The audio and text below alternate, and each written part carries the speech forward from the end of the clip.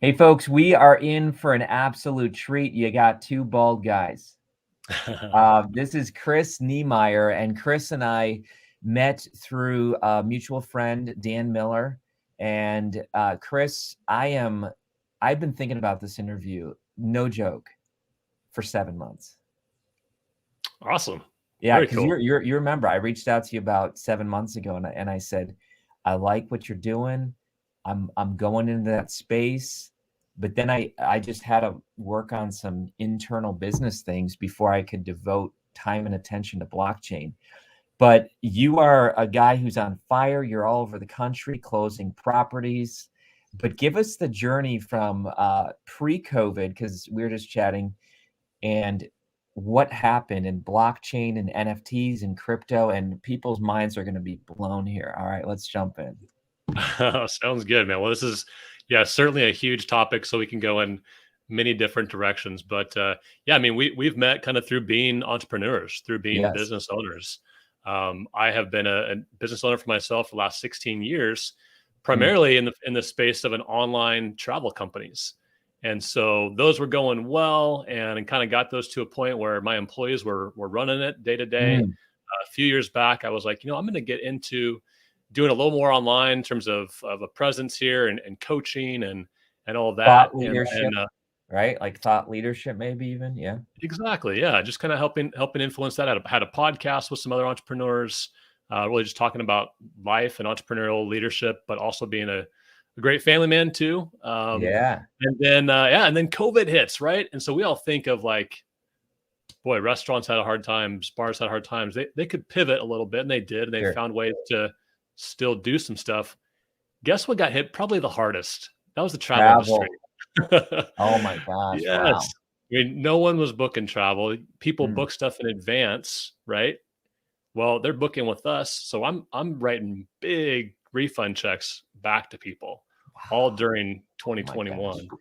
And so getting my team, we had employees, 12 different states, getting them all set up with, hey, reality is we're having to lay off. There's going to be unemployment, so I'm getting them all kind of prepped.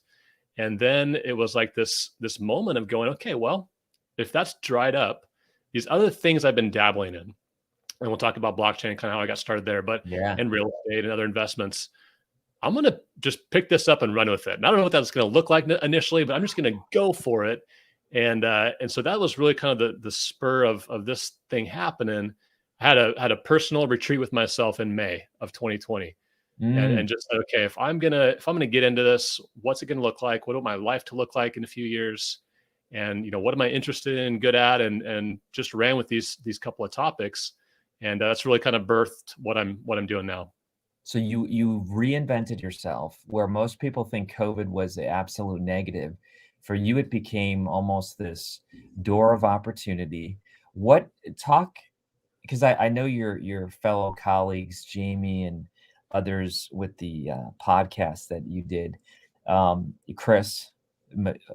McCluskey, yep, Yeah. yep, And who else? What was the fourth person? yeah, the Michael McGreevy, yeah. Yes, yeah, I like him too. So what did your wife say? What did your kids say? I mean, I get it, man. When you're a dad and you come down the stairs and say, "Hey, family, we got to reinvent ourselves." There's some pressure there. Big time, big time. Two stories actually come to mind during that time. It was both like in April and May, because I think everything was fresh in March. Right, we're all in this lockdown Yes. phase, and I'm having these hard conversations, laying off my employees, and then April, I'm kind of getting them set up with all their state unemployment Mm. stuff, and then it's like, all right, kind of that tourniquet is done for these guys, right? Now let's talk about the Niemeyer family and what are we going to do to proceed here. And actually, it was on the podcast. I remember telling this story on that podcast that I remember sitting at the edge of the bed with my wife one evening, and this is everything is raw. We're kind of Mhm. looking at our finances and all this stuff, and I just said, "Honey, we need to have a quick conversation here. I just want you to know that we're going to be okay. Like financially, we're going to be fine. We've had different buckets of investments and money, and so we're going to be okay financially. Mm. I know there's going to be a journey here to me figuring things out and moving forward. Okay.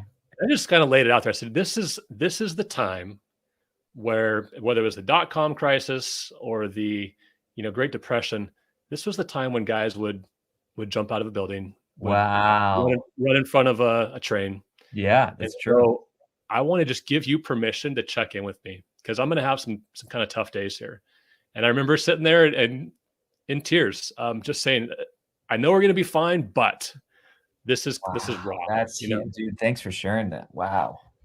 And so that was just good to kind of talk about that with her and explore kind of me reinventing myself. And I put a list of questions together, kind of coaching questions of myself and to myself. And then actually, you mentioned Dan Miller. I'm still in his mastermind. I put a post in that mastermind group and said, I'm planning a retreat day, personal retreat day for Chris Niemeyer, kind of reinvention.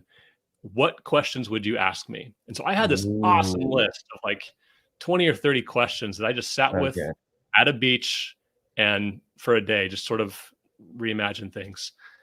So that was super helpful. Another thing that happened that month was, again, craziness every morning, kind of just a little bit of worry, right? But a little bit of like, I got to figure this out. I got to, replace some income. And I remember walking to Home Depot with my youngest daughter, she's 5 years old. And I'm just, busy in my own head. And I'm sitting, holding my little 5-year-old daughter's hand. We're walking kind of to wait in line. Remember, couldn't get into buildings. You had to wait in line back at the time. And we're passing the garden nursery area. And she said, Daddy, let's stop and smell the flowers. Wow. And I just remember that. I'm still emotional thinking about that particular moment, because I needed someone like my 5-year-old daughter to say, Daddy, pause, slow down, let's enjoy life. It's going to be okay. And that really was a big trigger for me to say, whatever I'm going to do, and we'll talk about all that stuff, but whatever I'm going to do, I don't want to miss those kind of moments. I want to have more time to invest with my family. So it's like God spoke through your 5-year-old daughter that day. Absolutely, man. It was a precious moment. That's so good. That's so good. All right. Jump in now. You have the beach day. You have the day where you're reinventing yourself. You're asking yourself questions. What did you emerge with? What answers did you come up with?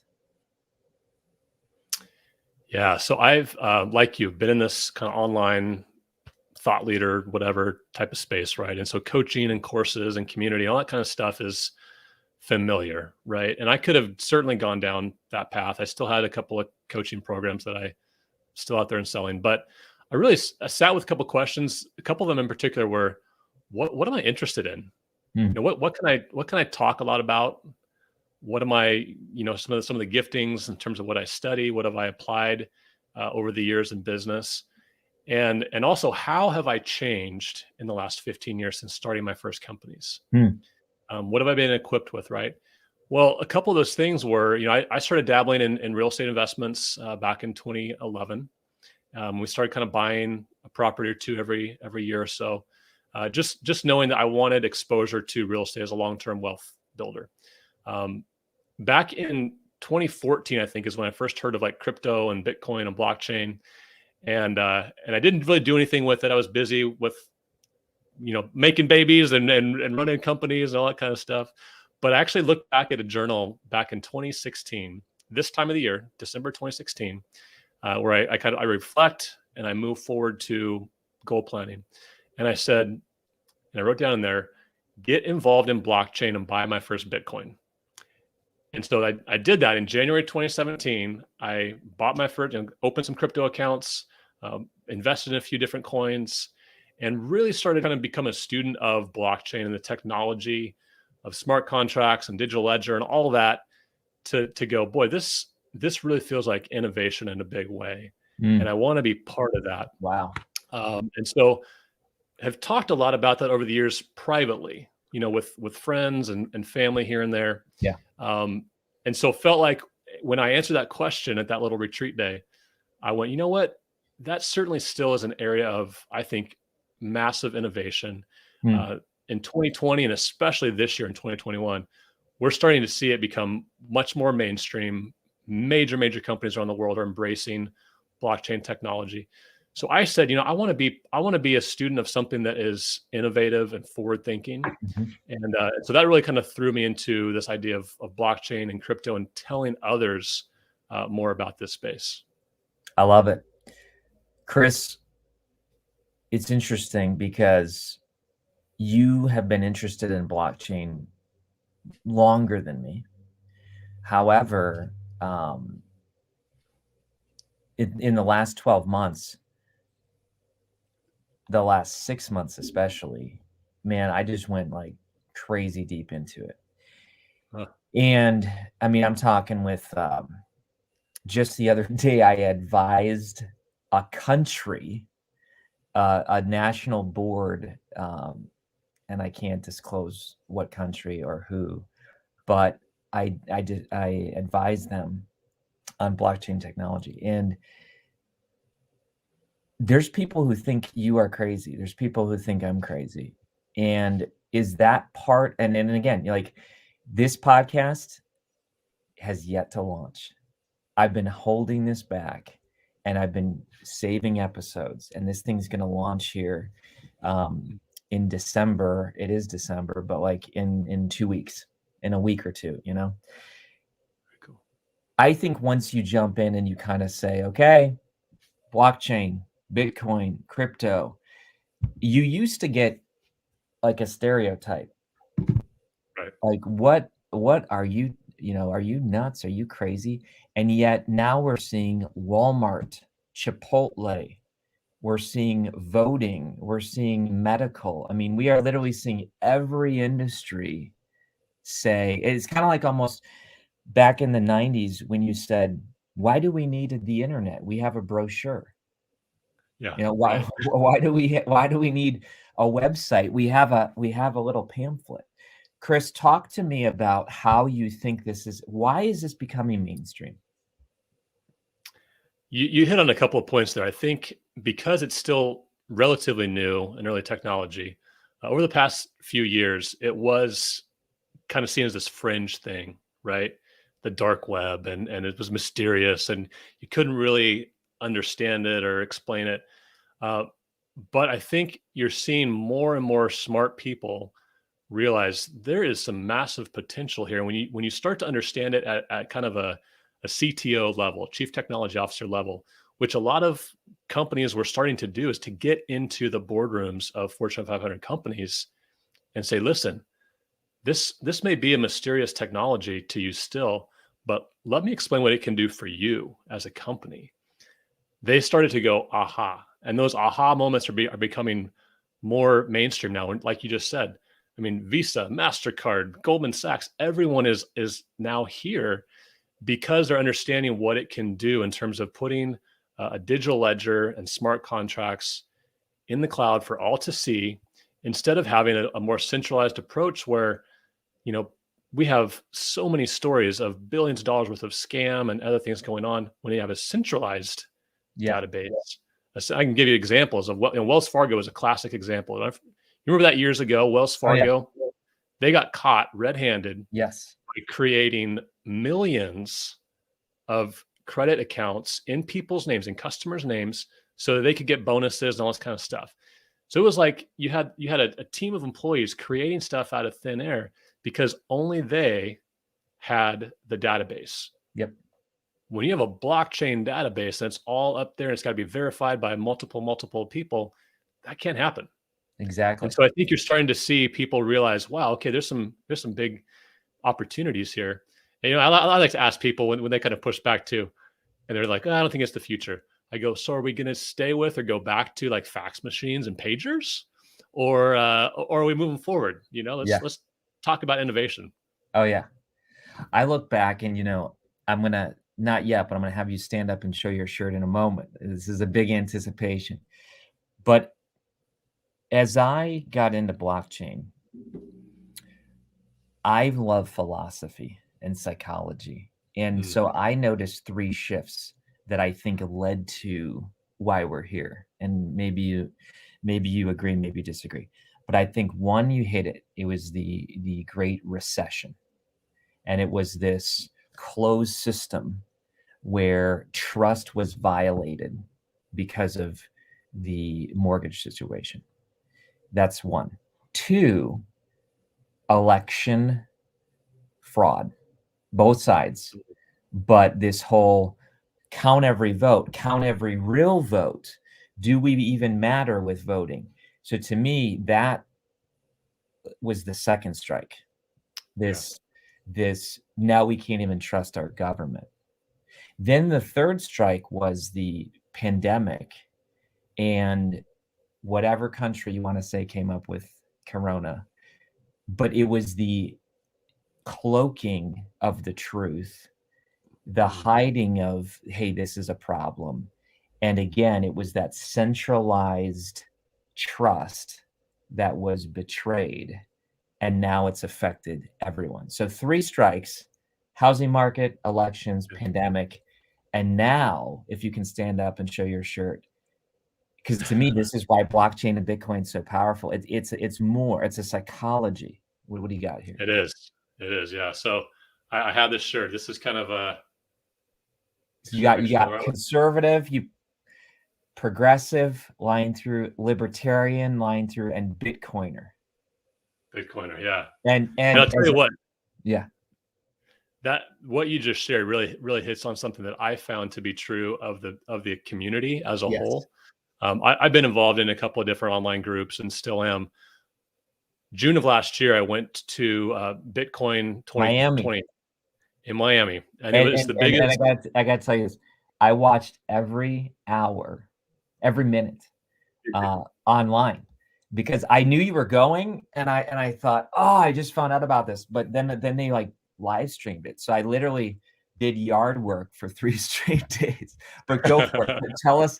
Tell us about Miami, the Congress people who were there, Floyd Mayweather, Paris Hilton. I mean, Jack Dorsey. You had the who's who of all society. Talk to us, my friend. Yeah, well, I will. And to the point you just made, though, in terms of what I observed in that community of people, and it was maybe skewed to a little younger, 25 to 45-year-olds, but there were certainly generations there. But what I found interesting was, to your point, it was a belief system where people were fed up with those things you mentioned. Yeah. And there were some of the most generous, kind people in terms of giving of their information and sharing a depth and breadth of knowledge. I mean, you're sitting in the bathroom line or waiting for a taco in a taco truck, and you're talking to a stranger because you have a shared belief in something, in a system that I think is changing. Yes. And their pioneers are part of it. And that's what you saw with those people you mentioned, the Jack Dorseys and Michael Saylors and Floyd Mayweather, all those guys, they are innovators. Tony Hawk was a speaker. Tony Hawk, great talk, man. Great talk, right? I mean, he really talked about, like, he was certainly a fringe sports icon in his early days, right? And they talked about what was it like to kind of be in the fringe. I mean, here we are in America. Skating's not a thing, right? But baseball and football and all that is. But he talked about just adopting this trend that was happening with young people in terms of skating. And he just sort of rode that wave. And he believes, like many others, that's the wave we're currently on with Bitcoin, blockchain, and crypto. I love what Tony shared when he spoke, because he said there was the mainstream. Then he said there were the fringe, who were like the skaters, drugs, illegal. But then there was Tony, who was kind of in the middle, where he wasn't, past the drugs, I'll be that skater, but he wasn't just going to play baseball or lacrosse or whatever.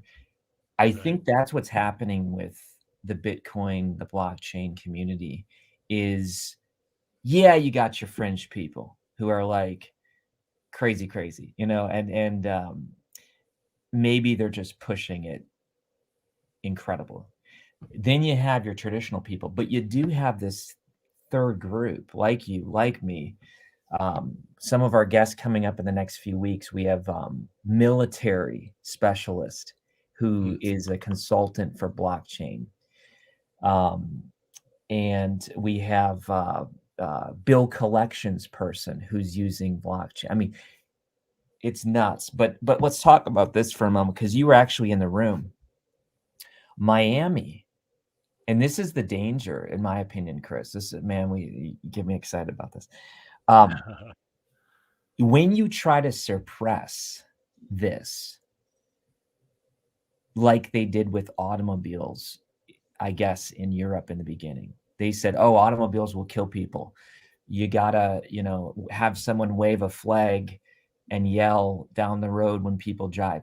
If we push out Bitcoin and blockchain like New York did, Miami is attracting. I mean, you got who? The mayor. Miami's the city of Bitcoin. Yeah. Why? And Wyoming, what's her name? Senator Cynthia or something like that. Loomis. Yeah. Yeah. Why do you think that we're starting to see that people are just going to go, forget Republican, forget Democrat, forget Libertarian? Why do you think people are going to the areas that are Bitcoin friendly? Well, I think it's about innovation. I think there's an excitement around this that is, people that do see it clearly are saying there's so much opportunity here that's just barely touched yet. You have certain governments and states that are saying, no, we got to clamp down and control, right? But this type of technology, you really can't, frankly, suppress. I mean, it's out of the bag. How many times has China tried to kill Bitcoin? How many times has there been scares from the IRS or from the Treasury, from the Fed over the years? Yeah. I mean, there are pages of that kind of stuff. It can't really be suppressed. And so you have these forward-looking, innovative type of politicians like the mayor of Miami, who's now gets all his salary in Bitcoin. They're looking for ways to issue and transact even utility bills for their citizens in Bitcoin, in crypto type of things. So I think you have people that are saying, we're going to be ahead of the curve. It's that classic thing we talk about in terms of, do you want to be, the Netflix, or do you want to be Blockbuster? Yeah. Do you want to cling to the old, or do you want to adapt and become part of the new? Interesting thing. Maybe this is like a future conversation, but I'm actually studying some of the biggest horse farmers of the 1900s. So think about that.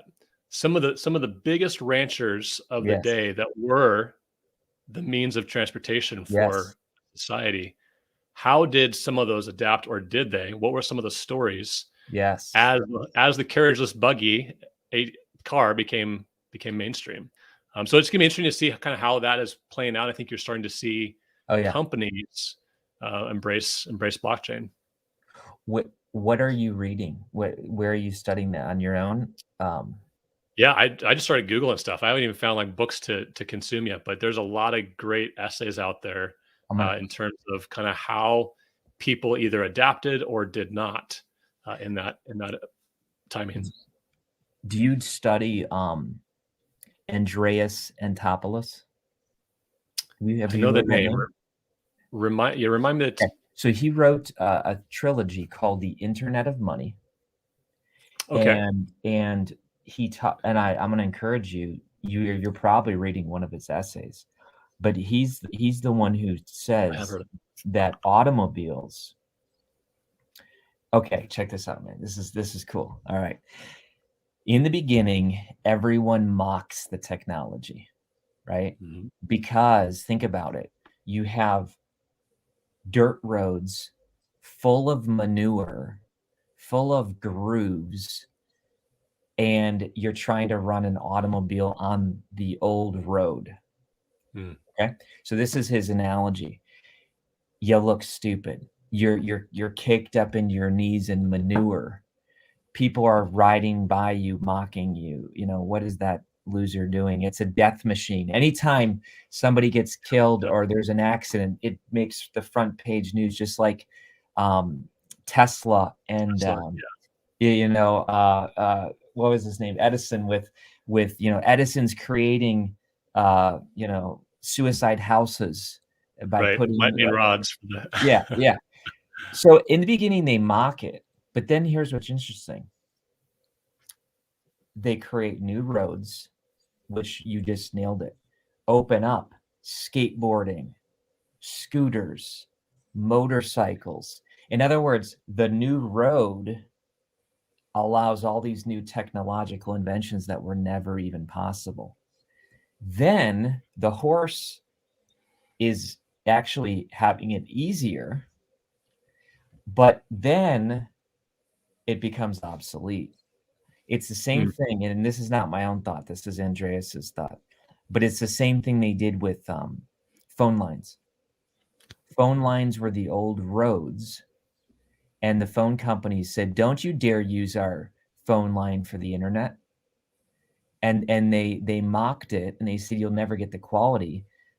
Then they used the internet, and now all the phone lines are no longer the old lines. So that's kind of the technological shift that Andreas talks about, is how we're in that phase right now where the people mocking it are ceasing to mock it. And like you just said, Chase, Visa.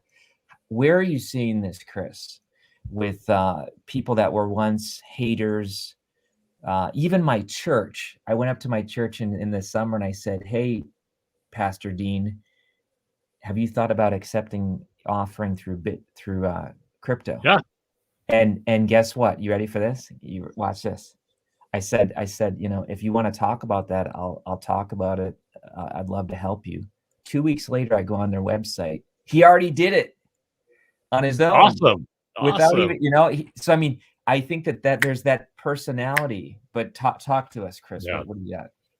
That's so interesting. I literally 2 weeks ago just got introduced to the finance guy at our church, and we're one of the biggest churches here in the Tampa Clearwater area. Because someone at church afterwards introduced me and said, "Hey, you need to talk to this guy because I just heard that someone wants to gift crypto and Bitcoin to the church, but they don't have an on ramp for that yet." And so I'm having that same conversation, which is kind of cool. I'm going to give you the website for our church, and then lifepointohio.com. Lifepointohio.com. There's actually a company that helps churches now. So anyone, What's the name of it? I just was looking this up, and I sent him that text.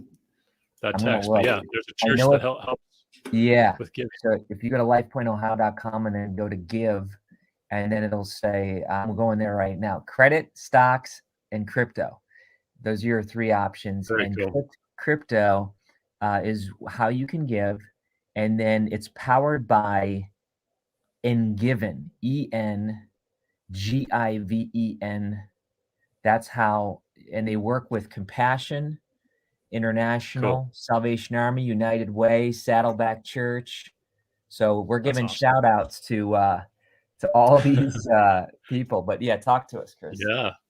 Well, I think that's going to become so mainstream. And you're absolutely right. There's a graph. I'll have to find this graph, but it talks about just innovative ideas, just like the internet. I mean, you can go back to and document thought leaders of the day, the Federal Reserve Chair, others who are on record, opinion pieces in the New York Times, whatever, saying it's probably a passing fad, this whole thing about the internet, right? I mean, there's some great headlines about what people were saying about the internet.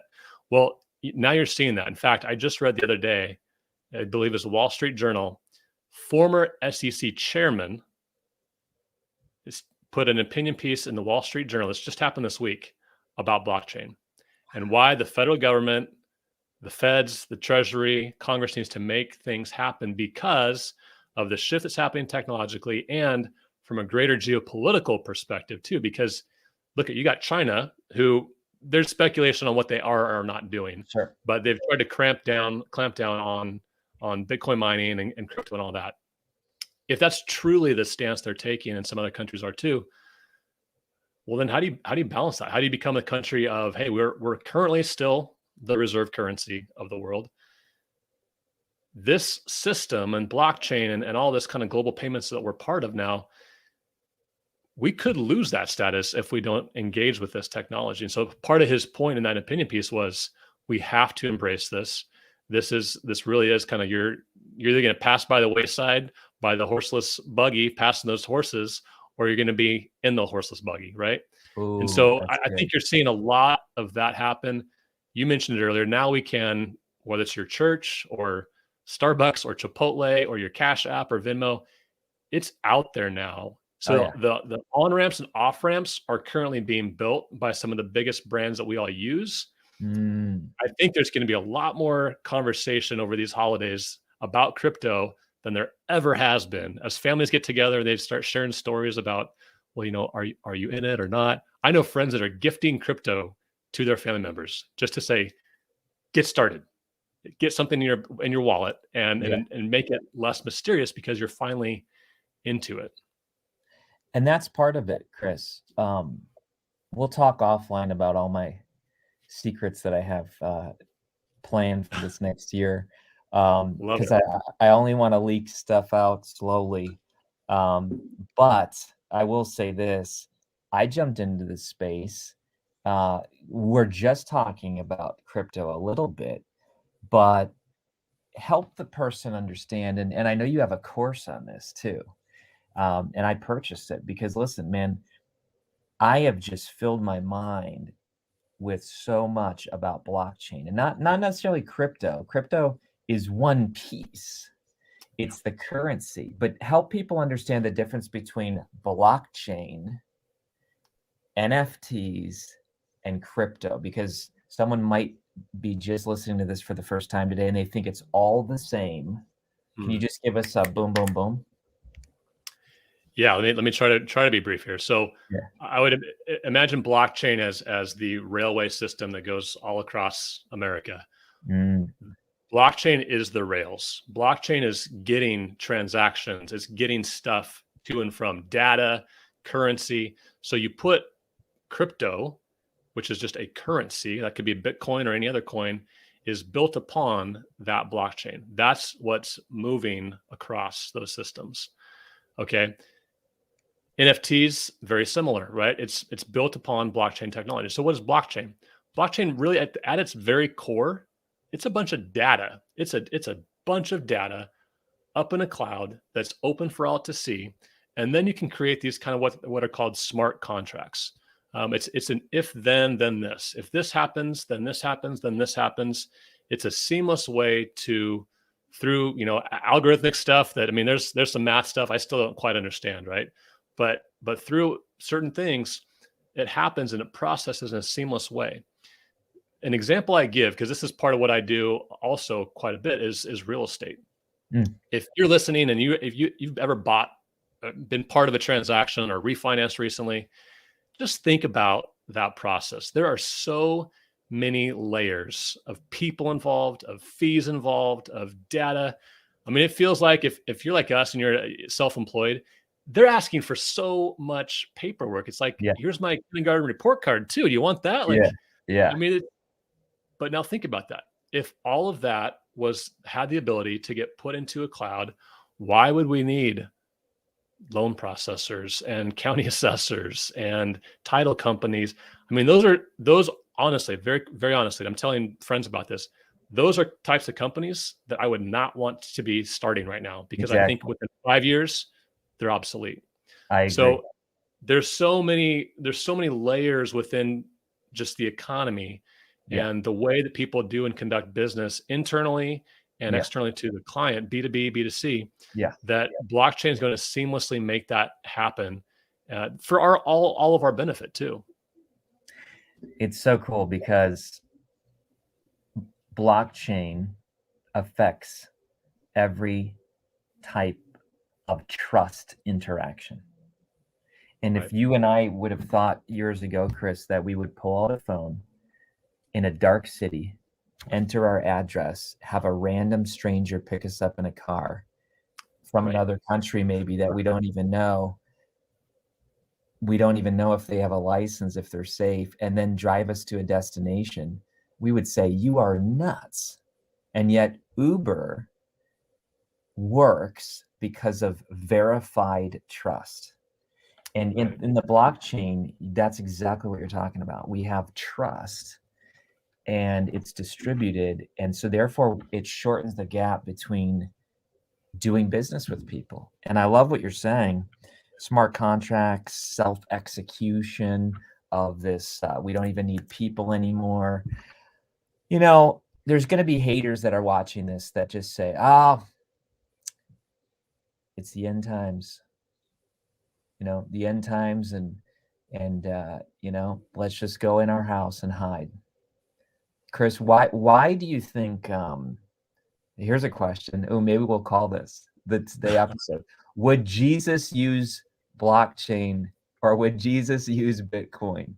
What do you think, man? What do you think about technology and faith? And I know you're a faith person. What do you think about some of those issues that might be stretching people's faith right now? You know, the first story that I went to when you asked that question, Jesus was one who called out truth, and he called out people, and he called out the Pharisees. He called out the establishment, didn't he? And he was not short on his words of to the point honesty of saying, you know, you whitewashed tombs, you hypocrite. Wow. So I would surmise that I would think he sees the reality of the people that are the haters, the people that are saying, no, don't use this technology. No, it's going to be end times, mark of the beast, yada yada. Yeah. They're the same people who are in control. Okay, so if you think of it from a perspective of, let's just use the feds in general. Okay, yeah. The politicians, if you will, which I used to be in politics. There's a whole story there. I got out of politics when I learned the Greek of politics. You'd appreciate this, because you know you've been a pastor, you know Greek, right? So politics is a multi-word, poly meaning many, and then ticks, blood-sucking leeches. Wow. But politicians are those kind of blood-sucking leeches. They're hungry for power, and if there's a technology out there that could disrupt power and their grip on it and their control of people's minds, we've seen through this pandemic the power of fear. Yes. People. Oh yeah. So I would think Jesus would say, "Let the truth be truth. Let you be free with truth." Right. That's just that, free. I like exactly. that. I like that. Couple things here as we land the plane, because we're gonna have to bring you back for another episode, man. We haven't even gotten into so many other things. By the way, have you read The Creature from Jekyll Island? Oh yeah. Yes. Okay. So That's we're great. gonna encourage some people. If you think, you know, what, Chris is crazy, Kary's crazy, read The Creature from Jekyll Island. It talks about how the dollar today is 96, I believe, percent less value than it was in the, you know, early 1900s. Again, check my dates, but the point is this, folks: inflation is the biggest crime. And I didn't understand all this, Chris, because I grew up as a pastor, and I mean, I didn't go to one business class in my life. But once I started to really understand that when we print money, we're robbing people who've done the hard work. It is anti-biblical. I couldn't agree with that. You know, I mean, I know you get passionate about this. I got to share one other book with you, and then we'll land this plane. This book, man, I'm telling you, I bought it kind of like as a joke, and I started reading it. Have you read this book? Thank God for Bitcoin. No, I have not. I'm gonna Okay, write that listen. one down.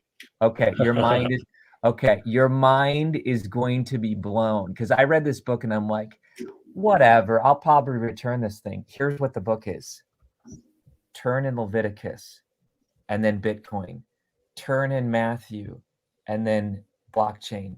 The guys who wrote this are in the Bitcoin community. You would know some of the authors. Okay. And they basically give a biblical exegetical position for why Bitcoin is actually not. You know how we always say money is not good or bad, it's neutral? I said that for years as a pastor. When you read this book, you're going to understand that no, money is not neutral. The type of money and the way that money produces value can actually be evil. Interesting. which makes sense. If you have a centralized figure, which to the point of the creature from Jekyll Island was the Federal Reserve, Yeah. right? Which by the way is a complete oxymoron. The Federal Reserve is neither federal nor does it have reserves. Exactly. I mean, if people truly understand the banking system and what the Federal Reserve is, it's not a government authority. No. And so, but yet they control the money and the money supply. And we complain about the rich getting richer, which has been exacerbated by and through COVID. Guess what? There's a select few that understand how money, how inflation, how assets work, and the protection against what they're trying to do to the other 99%. Yes. And so that's one reason why I'm very passionate about this, is getting friends and family and those I'm connected to understand, guys, you're being stolen from every single month. Every time you get a paycheck or a profit from your business, you need to at least have some exposure to this new form of money, because it will truly protect you. And if people can't understand inflation through the pandemic and housing prices and stock prices and gas and food, it's all gone up because of what the Federal Reserve has done. Because there's more money in the supply chain. Exactly. Next time you come on, we have to get into the concept of the unbanked and the 6 billion people who are actually going to be blessed and given their, I would say, divine right through Bitcoin because of banking. I mean, that's another thing we didn't even get into, and we don't have time for it today. But tell you what, Chris, how about you read that book? And let's do it. And would you tell me something I should read, and my audience, and then let's come back and do part 2, and then you tell me what you learned, and I'll tell you what I learned, and I just would like to continue this chat. Yeah, let's do it. There's a guy I met at the conference, and he literally wrote the book on blockchain. It's called The History of Blockchain. Huge book, very technical. We're still in contact. He's helping me. We definitely have to do round 2, because there's so much more in terms of, I think 2022 is going to be the year where people start understanding and join their first DAO, decentralized autonomous organization. Oh yeah, which is all built on blockchain and all that. They're going to start using their dApps. Yes, exactly. So dApps and DeFi and all that, that's really Web 3.0. And that's really, because if you think about that too, just like in the control of money, there's a control information. I don't care what side of the aisle you're on within politics. Oh yeah. You saw a clear power grab by technology companies of the world that said, you know what, we're going to limit this to be viewed online. We're going to limit this, because internet as a whole right now is a very centralized form. Yes. Web 3.0 and the distribution of information that's trustless is going to become the new thing. And so I think, anyway, read that book, because I'm working on a project with him. I bought a pretty significant URL that I'll tell you about later. That's a big project for next year about blockchain. And I can't wait to share more when it all comes out. But you're going to be a great conversation. You're going to be a massively requested back guest, so we might just need to, when we hang up, schedule again. Tell us the name. The History of Blockchain is the book. History of Blockchain. It's Elias. I cannot even pronounce his last name because he's Eastern European. That's all right. But History of Blockchain. Yeah. Okay. So we'll put that in there. We'll chat more. And Chris, I followed you. You're one of the people that, like I said, 7 months ago, when my eyes started really opening, I'm like, that dude's bald. I like him. No, I'm kidding. But here's why I started following you. You're balanced. Okay. Because, you do get people out there who we call it go down the rabbit hole, and they just kind of like go a little bit too far.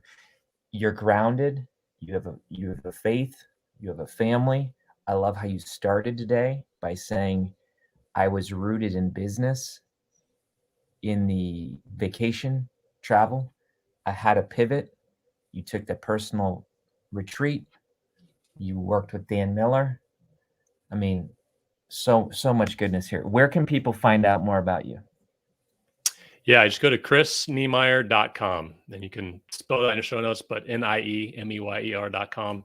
That's where you can find me. I'm on socials there as well. So at Instagram is Chris Niemeyer, as well as Facebook. So yeah, look forward to connecting. And Kary, it's been a great conversation. It's so rare to meet people who are almost equally as excited about this technology, this space, and you've got the knowledge in it too. So I love what you're doing. Keep up the great work. You got a book in you yet? You got a book out yet? Oh man, I probably do. This is All one area for next year. we got 5 minutes where we'll hit stop, and then you and I will chat. Okay, if you got time. All Sounds right. good, Kary. Thanks, everybody. We'll see you.